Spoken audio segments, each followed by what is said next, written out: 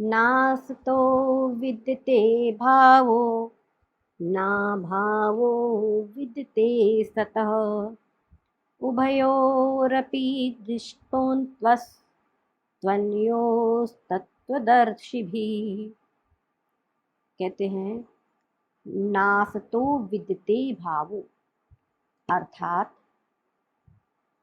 न असतः विद्यते भावो, न असतः, असत का भाव अर्थात सत्ता नहीं है।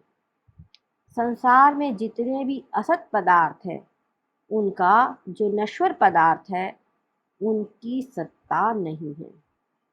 न अभावो विद्यते सतः, और जो सत पदार्थ है अर्थात जिस पदार्थ का तीनों काल में नाश नहीं होता है उस सत पदार्थ का अभाव नहीं है।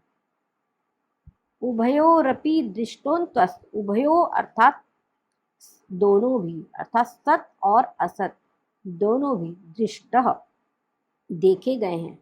किसके द्वारा? इन महापुरुष, जो तत्वदर्शी महापुरुष है, तत्वज्ञानी महापुरुष है, इन दोनों को देखा गया है। इसके बाद इसको हम विस्तार से समझेंगे। यहाँ पर सबसे पहले न असतः, यहाँ पर आया है असत पद और यहाँ आया है सत पद। तो असत अर्थात क्या? असत शब्द किसका वाचक है? असत किसे कहा जाता है? तो असत का अर्थ होता है जहाँ परिवर्तनशील जितने भी पदार्थ है, सारे संसार के सभी पदार्थ, शरीर, इंद्रियां और इंद्रियों के विषय। इंद्रियों के विषय क्या है? शब्द, स्पर्श, रूप, रस और गंध, सारा जड़ वर्ग। आप देखिए, शब्द, स्पर्श, रूप, रस, गंध, इसी में सारा संसार है। इससे भिन्न सारा संसार में कुछ भी नहीं है। ये सारा का सारा संसार जो कुछ भी है वो आज जैसा दिखाई दे रहा है कल वैसा नहीं रहेगा और कल वैसा नहीं था। इसलिए सारा पदार्थ, सारे पदार्थ परिवर्तनशील है, उनकी कोई सत्ता नहीं है। और ये नियम है, जिस पदार्थ की आदावन्ते च यन्नास्ति वर्तमानेपि तत्तथा, जो आदि में यानी प्रारंभ में नहीं है, प्रारंभ में जैसा है और अंत में जैसा है वैसा ही वो वर्तमान में भी है। तो संसार के सभी जड़ पदार्थ जो भूतकाल में भी नहीं थे और भविष्य काल में भी नहीं रहेंगे, वो वर्तमान में भी वास्तव में उनकी सत्ता नहीं है। शरीर जन्म के पहले नहीं था, मृत्यु के बाद नहीं रहेगा, तो वर्तमान में भी वास्तव में इसकी सत्ता नहीं है। यही बात समझने की है। यही बात भगवान श्री कृष्ण ने अर्जुन को भगवद गीता में समझाई है। और वहां पर प्रसंग था कि अर्जुन भीष्म आदि के शरीरों के लिए, उनके लिए चिंता कर रहे थे, शोक कर रहे थे। और भगवान समझा रहे हैं कि जब शरीर ऐसे ही है तो तुमको शोक नहीं करना चाहिए। उसी प्रकार से वर्तमान में हमारे सामने भी जो कुछ भी हमारी स्वजन संबंधी है, हमारे धन है, पुत्र है, मकान है, आदि आदि, इन सब, ये सब परिवर्तनशील है। और इनके परिवर्तित होने पर कभी पता चला पुत्र बदल गया, कभी वो अमुक व्यक्ति ऐसा विश्वास पात्र था वो बदल गया, शरीर उसमें कोई रोग आदि लग गए, धोखा दे दिया, कोई स्वजन संबंधी की मृत्यु हो गई, इस पर जो हम शोक करते हैं, तो ये समझ लेना चाहिए कि इनका स्वरूप वास्तव में ऐसा ही है। इसीलिए इनके लिए शोक नहीं करना चाहिए। उसके बाद है सतपद। सतपद किसका वाचक है? सतपद किसे कहते हैं? और ये बात आगे हम समझेंगे। सतपद यहाँ पर परमात्मा का वाचक है, ब्रह्म का वाचक है, चेतन तत्व आत्मा उसका वाचक है।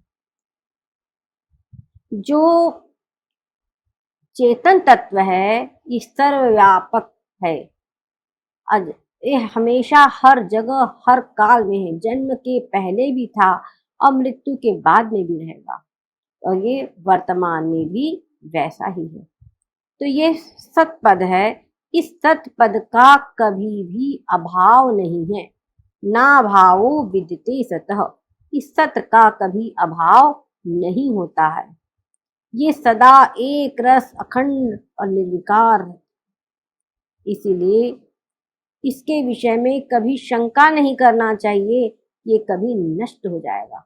संसार में ऐसा कोई जहर नहीं बना, ऐसा कोई हथियार नहीं बना जो इस सत तत्व को, इस आत्मा को नष्ट कर सके। आगे कहते हैं उभयोरपि दृष्टः, ये दोनों भी देखे गए हैं। उभयोरपि अर्थात इस सत और असत ये दोनों भी देखे गए हैं, जाने जाते हैं। किसके द्वारा? तत्वदर्शी भी, जो तत्ववेत्ता महापुरुष है, तत्वज्ञानी है, आत्म साक्षात्कार किए हुए महापुरुष है, उन महापुरुषों के द्वारा इस सत और असत दोनों का विवेक किया गया, दोनों का विवेचन किया गया है। उन्होंने इस सत तत्व का दर्शन किया है और अपने चिंतन से ये जो असत पद है इसके भी स्वरूप को उन्होंने समझा है, देखा है, दोनों का ही उन्होंने साक्षात्कार किया है।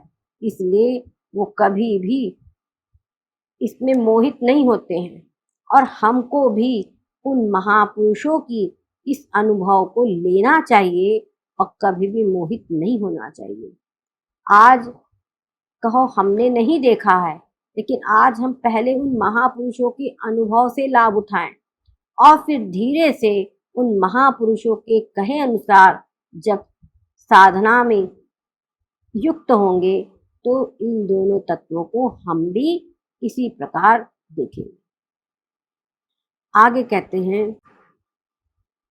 जो इस पूर्व के श्लोक में सतपद और असतपद आया है, जो इस सतपद क्या है जिसका कहा गया है कि सत का कभी अभाव नहीं है, ना भावो विद्यते सतः, तो जिस सत पद का अभाव नहीं है वो सत तत्व क्या है, वो आगे के श्लोक में भगवान समझाते हैं।